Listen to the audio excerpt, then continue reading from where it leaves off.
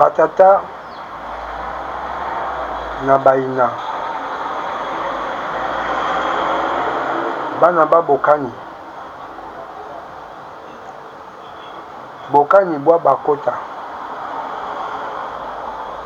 yeye mwawe Charles Kumberwart 1811 1852 était sculpteur fondeur français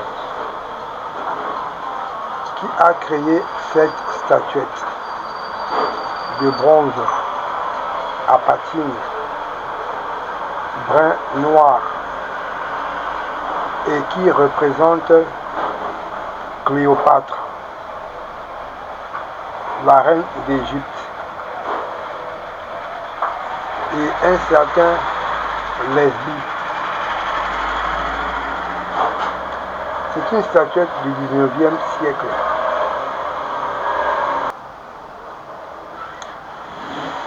En 1862, à Londres, le sculpteur fondeur parisien Marchand Louis Léon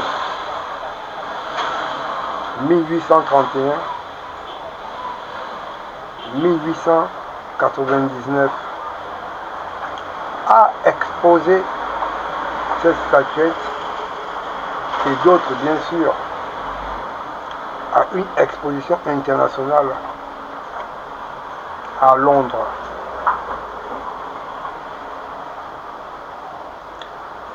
Ce qui m'intrigue ici,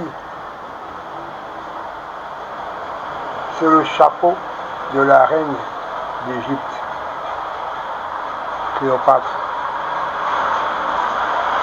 qui est en fait une tortue. La reine égyptienne Cléopâtre est du 7e siècle. Elle est née en 69 avant Jésus-Christ et est morte en 30 avant Jésus-Christ.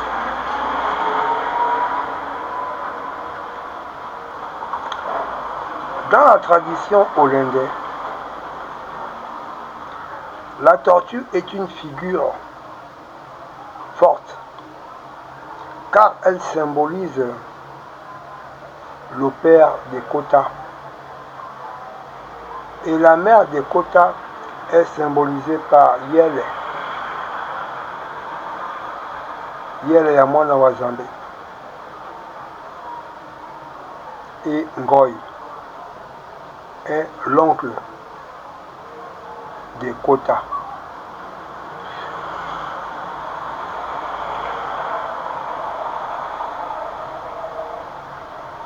Que symbolisait la tortue pour Cléopâtre, pour ainsi le placer à un niveau supérieur de son être sur la tête. C'est l'emplacement d'un centre de conscience de base. Est-ce que Cléopâtre connaissait hollandais? La tradition hollandaise. Si c'est oui, c'est que la tradition hollandaise existait au 7e siècle avant Jésus-Christ. Et si elle existait au 7e siècle avant Jésus-Christ, c'est que les quotas étaient dans le milieu de Cléopâtre.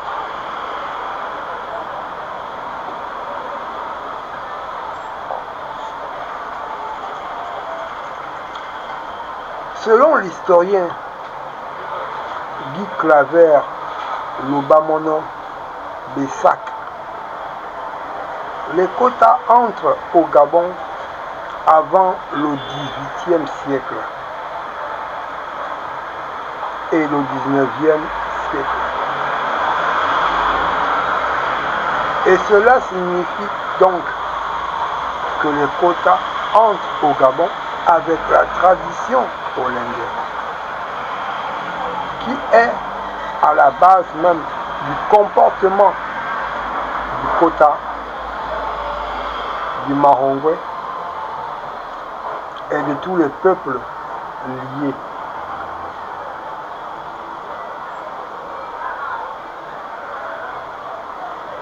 Ce qui est sûr, ce ne sont pas ces artistes, c'est-à-dire Charles Kumberworth et Marchand Louis Lyon, qui pouvaient comprendre la symbolique de la tortue sur la tête de la reine d'Égypte, Cléopâtre.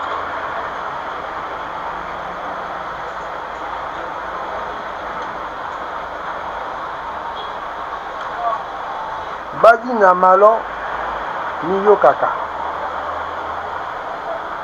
Bayokeke. Que ceux qui ont des oreilles pour entendre, qu'ils entendent.